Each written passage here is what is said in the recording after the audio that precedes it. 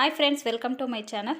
ಇವತ್ತಿನ ವಿಡಿಯೋದಲ್ಲಿ ಒಂದು ಸೈಡ್ ಡಿಶ್ ರೆಸಿಪಿನ ನಿಮ್ಮ ಜೊತೆ ಶೇರ್ ಮಾಡ್ಕೊಳ್ತಾ ಇದ್ದೀನಿ. ಅದು ಬಂದುಬಿಟ್ಟು ಸೀಮೆ ಬದನೆಕಾಯಿ ಪಲ್ಯ. ತುಂಬಾ ರುಚಿಯಾಗಿರುತ್ತೆ. ಮಾಡೋ ವಿಧಾನ ಕೂಡ ತುಂಬಾ ಸುಲಭ.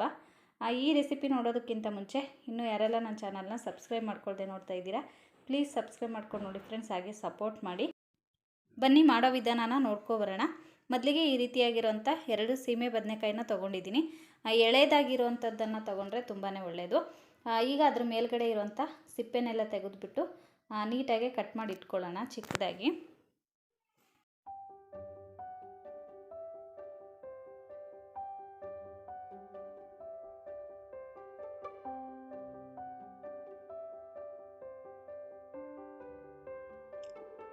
ನೋಡಿ, ಬಲ್ತಿರೋದಾದರೆ ಒಳಗಡೆ ಬೀಜ ಇರುತ್ತೆ, ದಪ್ಪ ಬೀಜ. ಬಟ್ ಎಳೆದಾದರೆ ಏನೂ ಇರಲ್ಲ. ಈ ರೀತಿಯಾಗಿ ಸ್ವಲ್ಪ ಮೇಲ್ಗಡೆ ತೆಗೆದುಬಿಟ್ಟು ಹಾಕಿದ್ರೆ ಆಯಿತು. ಈಗ ಅದನ್ನು ತುಂಬ ಚಿಕ್ಕದಾಗಿ ಸ್ಲೈಸ್ ಮಾಡ್ಕೋಬೇಕು. ದಪ್ಪ ಆದರೆ ಬೇಗ ಬೇಯೋದಿಲ್ಲ, ತಿನ್ನೋದಕ್ಕೂ ಅಷ್ಟು ಚೆನ್ನಾಗಿರೋಲ್ಲ. ಹಾಗಾಗಿ ತುಂಬ ಸಣ್ಣದಾಗಿ ಈ ರೀತಿಯಾಗಿ ಕಟ್ ಮಾಡಿ ಇಟ್ಕೊಳ್ತಾ ಇದ್ದೀನಿ.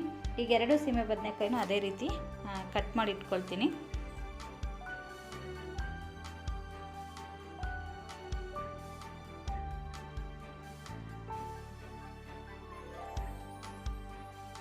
ನೋಡಿ, ಈಗ ಕಟ್ ಮಾಡಿದ್ದಾಯಿತು. ಈಗ ಅದನ್ನು ಸೈಡಿಗೆ ಇಟ್ಬಿಟ್ಟು ಒಗ್ಗರಣೆನ ಮಾಡ್ಕೊಳ್ಳೋಣ. ಮೊದಲಿಗೆ ಒಗ್ಗರಣೆ ಮಾಡ್ಕೊಳ್ಳೋದಕ್ಕೆ ಇಲ್ಲಿ ನಾನು ಒಂದು ಬಾಣಲೆನ ಇಟ್ಟಿದ್ದೀನಿ. ಈಗ ಬಾಣಲೆಗೆ 3 ರಿಂದ 4 ಟೇಬಲ್ ಸ್ಪೂನಷ್ಟು ಎಣ್ಣೆನ ಹಾಕ್ತಾಯಿದ್ದೀನಿ. ನೀವು ಯಾವ ಕುಕ್ಕಿಂಗ್ ಆಯಿಲ್ನ ಯೂಸ್ ಮಾಡ್ತೀರೋ ಅದೇ ಆಯಿಲ್ನ ಹಾಕ್ಕೋಬೋದು. ಅದಕ್ಕೆ ಒಂದು ಅರ್ಧ ಟೇಬಲ್ ಸ್ಪೂನಷ್ಟು ಸಾಸಿವೆನ ಹಾಕ್ತಾಯಿದ್ದೀನಿ. ಸಾಸಿವೆ ಸ್ವಲ್ಪ ಚಿಟಪಟ ಅನ್ನಲಿ.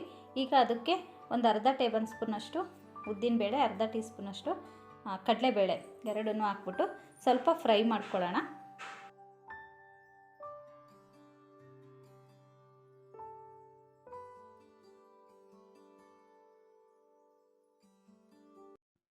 ನೋಡಿ, ಈಗ ಉದ್ದಿನಬೇಳೆ ಕಡಲೆಬೇಳೆ ಎರಡೂ ಫ್ರೈ ಆಗಿದೆ. ಈಗ ನಾವು ಅದಕ್ಕೆ ಹೆಚ್ಚಿಟ್ಕೊಂಡಿರೋಂಥ ಹಸಿಮೆಣ್ಸಿಕಾಯಿನ ತೊಗೊಂಡಿದ್ದೀನಿ. ಇಲ್ಲಿ ಹಸಿಮೆಣ್ಸಿಕಾಯಿ 4 ಹಸಿಮೆಣ್ಸಿಕಾಯಿನ ಈ ರೀತಿಯಾಗಿ ದೊಡ್ಡದಾಗಿ ಹೋಳು ಮಾಡಿಬಿಟ್ಟು ಹಾಕಿದ್ದೀನಿ. ಅಂದರೆ ಒಂದು ಮೆಣಸಿನ್ಕಾಯಲ್ಲಿ 2 ಭಾಗ ಮಾಡಿಬಿಟ್ಟು ಹಾಕಿದ್ದೀನಿ. ಹಂಗಾದರೆ ಸೈಡಿಗೆ ತೆಗೆದಿಡೋದಕ್ಕೆ ಚೆನ್ನಾಗಿರುತ್ತೆ ಅಂತೇಳ್ಬಿಟ್ಟು. ಈಗ ಅದು ಹಸಿಮೆಣ್ಸಿಕಾಯಿನೂ ಸ್ವಲ್ಪ ಫ್ರೈ ಆಗಲಿ. ಈಗ ಸ್ವಲ್ಪ ಕರಿಬೇವನ್ನು ಹಾಕ್ಬಿಟ್ಟು ಫ್ರೈ ಮಾಡ್ಕೊಳ್ತಾ ಇದ್ದೀನಿ.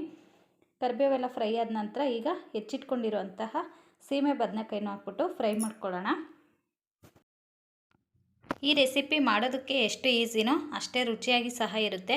ಇದು ಸೈಡ್ ಡಿಶ್ ಆಗಿ ಹಬ್ಬಗಳಲ್ಲಿ ಬೇಗನೆ ಕ್ವಿಕ್ಕಾಗಿ ಆಗೋವಂಥದ್ದು, ಅಥವಾ ಏನಾದರೂ ತಿಳಿಸಾರು, ರಸಮ್ಮು ಈ ಥರ ಮಾಡಿದಾಗ ಸೈಡಿಗೆ ನೆಂಚ್ಕೊಳ್ಳೋದಕ್ಕೂ ಚೆನ್ನಾಗಿರುತ್ತೆ. ಮತ್ತು ಚಪಾತಿ ಜೊತೆನೂ, ಚಪಾತಿ ರೊಟ್ಟಿ ಅದ್ರ ಜೊತೆನೂ ಸಹ ನೀವು ತಿನ್ಬೋದು, ಬೇಗನೆ ಆಗುತ್ತೆ.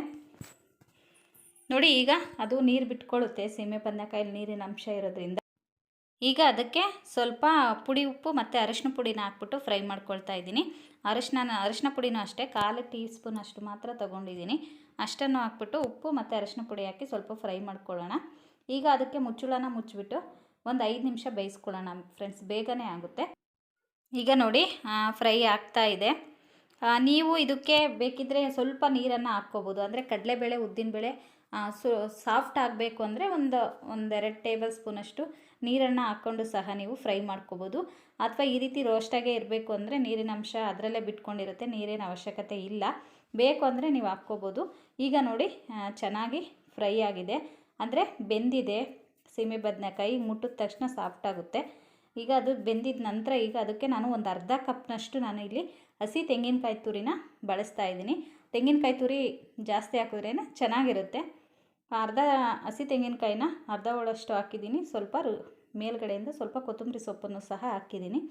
ಹಸಿ ಕಾಯಿ ಮತ್ತು ಕೊತ್ತಂಬರಿ ಸೊಪ್ಪು ಹಾಕಿ ಒಂದು ಸಲ ಚೆನ್ನಾಗಿ ಮಿಕ್ಸ್ ಕೊಡೋಣ. ಇದಕ್ಕೆ ಮತ್ತು ರುಚಿಗೆ ತಕ್ಕಷ್ಟು ಉಪ್ಪನ್ನು ಸಹ ಹಾಕ್ಕೊಳ್ಳೋಣ.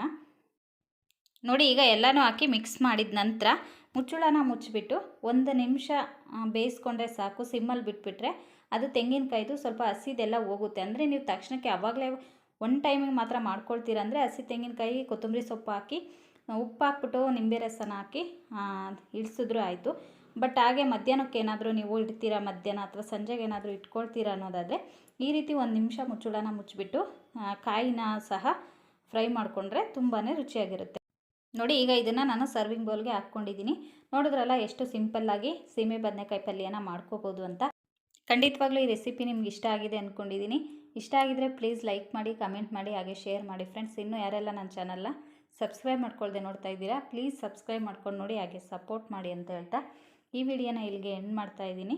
ಮತ್ತೆ ಸಿಗ್ತೀನಿ ನೆಕ್ಸ್ಟ್ ವಿಡಿಯೋದಲ್ಲಿ. ಅಲ್ಲಿ ತನಕ ನಿಮ್ಮೆಲ್ರಿಗೂ ಬಾಯ್.